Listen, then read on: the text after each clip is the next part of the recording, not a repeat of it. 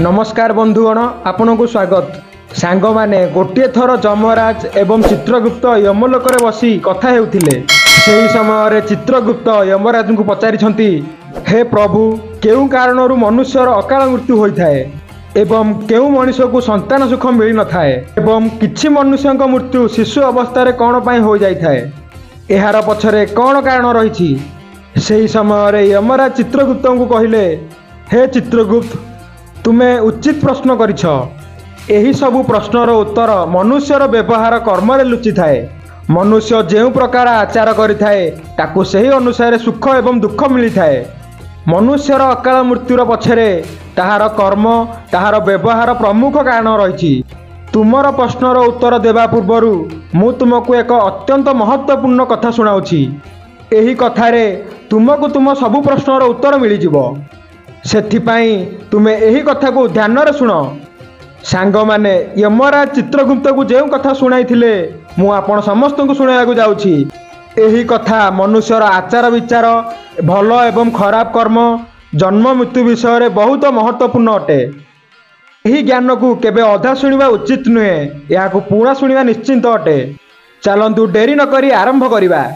यमराज कहिले, हे चित्रगुप्त, गोटे समयर कथा मध्य देश रे गोटे अत्यंत सुंदर नगरी थिला। सेही नगर रे जणे धनी व्यक्ति थिले। तांकर नाम आत्माराम थिला। आत्माराम बहुत परिश्रमी थिले। से ता परिश्रम रे सबु धन एकाठी करिथिले। तांकर बहुत बड़ व्यापार थिला। ताहा सह मध्य बहुत सारा जमी मध्य थिला। पूरा नगरी रे आत्माराम भली धनी मनीष केही नथिले। सौभाग्य द्वारा आत्माराम को 3 पुत्र थिले एवं 2 जन झियो थिले। आत्माराम को सबु पुओ एवं झियो को विवाह हो सारी थिला। आत्माराम को 3 जन पुत्र तांकर सह रहुथिले एवं तांकर कार्य रे सहाय्य करुथिले। आत्माराम को बड़ पुओ बहुत समझदार एवं बुद्धिमान थिले। से तांको पितांको सबु काम संभाळुथिले। तांकर छोट पुओ गणेश तांकर जमी को संभाळुथिले एवं सबु कर्म करुथिले एवं सबुठारु सान पुओ पाठ पढ़ुथिले। आत्माराम को 2टी पुओर विवाह हो सारिथिला। किछि समय परे सान पुओर पढ़ा सरिबा परे तार मध्य विवाह करि देइथिले एवं तांकु मध्य निजर व्यापार काम रे लगाई देइथिले। भगवानक कृपारु सबु किछि ठीक चालुथिला। एमिति केते वर्ष बीती गला। आत्माराम को पुत्र तांकर व्यापार को बहुत आगू बढ़ाई देले। जेतेबेले आत्माराम को मृत्युर समय आसीगला, से संपत्ति को 3 पुओरे बांटिया पाई निष्पत्ति नेले एवं संपत्ति को समान हिसाब रे 3 पुत्रंग नाम रे बांटी देले एवं से खुशी रे मृत्यु ग्रहण करिनेले। आत्माराम को मृत्यु परे तांकर 3 पुत्र निजर संपत्ति को संभाळिया को लागिले। एमिति ही समय बीती चलिला। आत्माराम को पुत्र निजर घरे सबु वर्ष पितांक श्राद्ध करुथिले एवं नदी रे जाई करी स्नान मध्य करुथिले, जहा द्वारा तांकर पिता का आत्मा को शांति मिलिबो। आत्माराम को बड़ पुत्रर 3 जन सुंदर पुत्र जन्म हेले एवं छोट पुत्रर 2 पुत्र जन्म हेले, किंतु सबुठु छोट पुत्रर किछि भी संतान हेला नाही। बहुत वर्ष बीती गला, किंतु सबुठु छोट पुत्रर कौनसी संतान हेला नाही। से केते उपाय मध्य करिले, किंतु तांकु संतान सुख मिलिला नाही। सेही कारणरू से सदा बेले दुखी एवं निराश रहुथिले।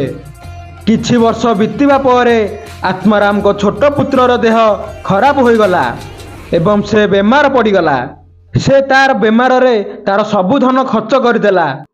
से बहुत दूररू वैद्य को डाकी करी निजर चिकित्सा करुथिला। बीमार कारणरू से तार काम एवं कार्य को ध्यान दे पारु नथिला।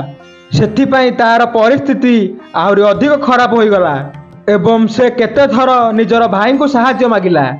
भाई को ठारू उधार पैसा नहीं करी जीवन काटुथिला। केतक वैद्य को देखाया पर मध्य तार बेमार ठीक हेउ नथिला। सेही कारण जोगु से बहुत दुखी रहुथिला। तांकर भाई भी तार सहायता करी थकी पड़िथिले। किछि समय पर मध्य तार भाई माने सहायता करिवा बंद करिदेले, काहेकि ना से ता भाई को सह भल व्यवहार करू नथिला। से तांको भाई को उन्नति देखि करी जळुथिला एवं तांको सह भेदभाव करुथिला। सेही कारण पाई से आहुरी अधिक दुखी रहिବାକୁ लागुथिला। पुणी अचानक गोटे दिन तार मृत्यु हो गला। यमराज दूत ताकू नेबा पई ता पाखक आसिले। यमराज दूत ताकू घोषारी करी यमलोक को नहीं गले। पुणी यमलोक रे पहुँचवा पर तांको यमराज सामने छिड़ा करगले। सेठिकी जीवा परे से छोट पुओ कांदिकी यमराज को पचारिला, हे यमराज, मु एमिति कौन पाप करी मते एमिति दिन देखा पड़ा? मु तो भल मनीष थी, केउ कारण पाई अचानक मते रोग माड़ी बसिला? केउ कारण पाई मोर सबकिछि नष्ट हो गला? एमिति मु कौन पाप करिछि? एक कथा सुनिया परे यमराज कहले, अरे मूर्ख, तुमे तुम जीवन रे बहुत पाप करिछ। तुमर खराब कर्म द्वारा तुमको ए दिन देखा पड़ी। तुमर अकाल मृत्युर कारण तुमे निजे अट। एबे मु तुमको कहूछि, तुमे शास्त्रर केउ नियम को पालन करिन, जेउ कारण पाई तुमर अकाल मृत्यु होइछि। जेउ भी मनीष शास्त्रर नियम को पालन कर न थाए ताकू एही भली दशा भोगिया को पड़ी थाए।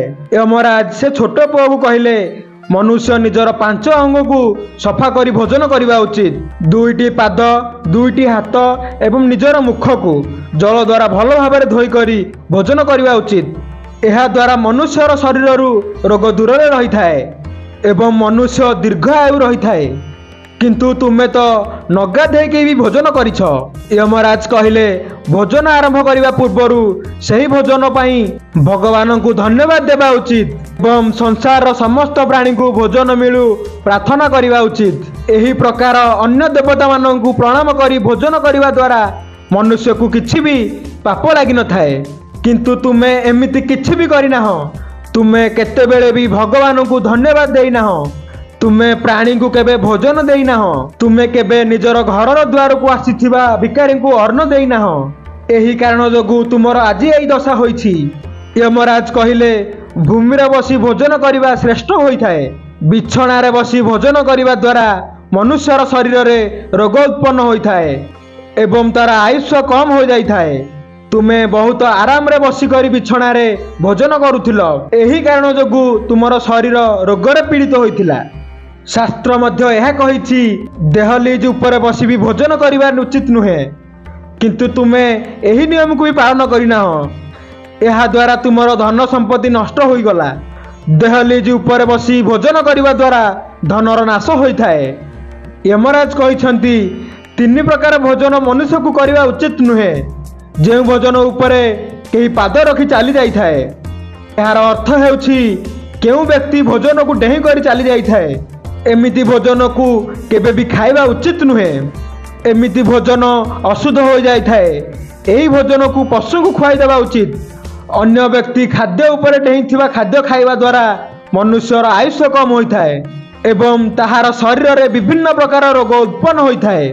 जदि खाद्यरु बाल बाहरी थाए, एहाकू केबे भी भगवान को प्रसाद रूप में देवा उचित नुहे, ना निजे भी खाइबा उचित नुहे। एमिति भोजन को भूत को खाइबा देवा उचित। यमराज छोट पुत्र को यह मध्य कहले, अन्य व्यक्ति बढ़ा होइथिबा खाद्य निजे खाइबा उचित नुहे। जो मनुष्य अन्य मनुष्यर भोजन को छड़ाई करी खाई थाए, यार अर्थ हेउछि काहाकू खाद्य न देई करी निजे से खाद्य को उपभोग करि थाए। ताहांको ठारू अन्नपूर्णा देवी दूर हो जाइथांती।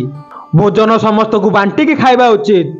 अन्य लोकर भोजन करिबा द्वारा मनुष्यर पुण्य कर्म नष्ट हो जाइथाए। यमराज कहले, किंतु तुमे एही मध्यरु किछि भी नियम पालन करिना हो। एही कारण पई तुमर आयुष्य कम होई गला। शास्त्रर अनुसार दिनर समय मनुष्य को उत्तर दिग को मुख करी मलमूत्र करिबा उचित। मध्य कहा जाइछि मनुष्य रात्रिर समय मलमूत्र दक्षिण दिगरे मुह करी त्याग करिबा उचित। मलमूत्र त्याग करिबा समय सदाबेले निजर मुह को ढांकी करी रखिबा उचित। कौनसी गछर मूलरे, कुआर पाखरे, नदीर कूलरे, गाई गुहाल पाखरे, मंदिर पाखरे, निया पाखरे, मशाणी पाखरे केबे भी मलमूत्र त्याग करिबा उचित नुहे। यह मध्य कहा जाइछि ठिया होई करी मलमूत्र त्याग करिबा उचित नुहे। यह द्वारा शरीर रोग एवं विकार जन्म होइथाए। यह साथी मध्य पूरा वस्त्र खोली करी मलमूत्र त्याग करिबा उचित नुहे। चालुथिबा अवस्थारे केबे मुतिबा उचित नुहे। यह द्वारा जीवन रे दुर्भाग्य आसी थाए। केबे भी केउ स्त्री, गुरु एवं मंदिर को सामना को मुह करी मुतिबा उचित नुहे। ରାତିରେ ଚନ୍ଦ୍ର ଏବଂ ଅଗ୍ନିକୁ ଦେଖିକରି ମଳମୂତ୍ର ତ୍ୟାଗ କରିବା ଉଚିତ ନୁହେଁ। ଯମରାଜ କହିଛନ୍ତି ମନୁଷ୍ୟକୁ କେବେ ବି ଉଲଗ୍ନ ଅବସ୍ଥାରେ ସ୍ନାନ କରିବା ଉଚିତ ନୁହେଁ। ଏହାଦ୍ୱାରା ପିତୃଦେବ ରାଗି ଯାଇଥାନ୍ତି। ପିତୃଦେବ ରାଗିବା ଦ୍ୱାରା ମନୁଷ୍ୟ ନିଜର ସବୁକିଛି ହରାଇ ବସିଥାଏ। କିନ୍ତୁ ତୁମେ ସଦାବେଳେ ଉଲଗ୍ନ ଅବସ୍ଥାରେ ସ୍ନାନ କରିଛ, ଏହି କାରଣ ଯୋଗୁଁ ତୁମର ପିତୃଦେବ ତୁମ ଉପରେ ରାଗିଥିଲେ। ଏହି ପ୍ରକାର ଯମରାଜ ସେ ଛୋଟ ପିଲାକୁ ଏମିତି ବହୁତ ଜ୍ଞାନ ଦେଇଥିଲେ ଏବଂ ଯମଦୂତଙ୍କୁ କହିକରି ତାଙ୍କୁ ନରକକୁ ନେଇଯିବା ପାଇଁ ଆଜ୍ଞା ଦେଇଥିଲେ। ତ ସାଙ୍ଗମାନେ, ଏହି ପ୍ରକାର ମନୁଷ୍ୟକୁ କେବେ ବି ଶାସ୍ତ୍ରର ନିୟମକୁ ଉଲ୍ଲଂଘନ କରିବା ଉଚିତ ନୁହେଁ। ଯମରାଜ ଚିତ୍ରଗୁପ୍ତଙ୍କୁ ଯେଉଁ ଜ୍ଞାନ ଦେଇଛନ୍ତି ସେ ଅତ୍ୟନ୍ତ ମହତ୍ତ୍ୱପୂର୍ଣ୍ଣ ଅଟେ। ଆଶା କରୁଛି ଆପଣଙ୍କୁ ଏହି ଭିଡ଼ିଓ ଭଲ ଲାଗିଥିବ। ଯଦି ଭିଡ଼ିଓ ଭଲ ଲାଗିଥାଏ ତାହେଲେ ସେୟାର ଲାଇକ୍ ନିଶ୍ଚିନ୍ତ କରନ୍ତୁ। ଏମିତି ଆଧ୍ୟାତ୍ମିକ ଭିଡ଼ିଓ ଦେଖିବା ପାଇଁ ଚ୍ୟାନେଲକୁ ନିଶ୍ଚିତ ସବସ୍କ୍ରାଇବ୍ କରିନିଅନ୍ତୁ। ରହୁଛି ସାଙ୍ଗମାନେ, ନମସ୍କାର।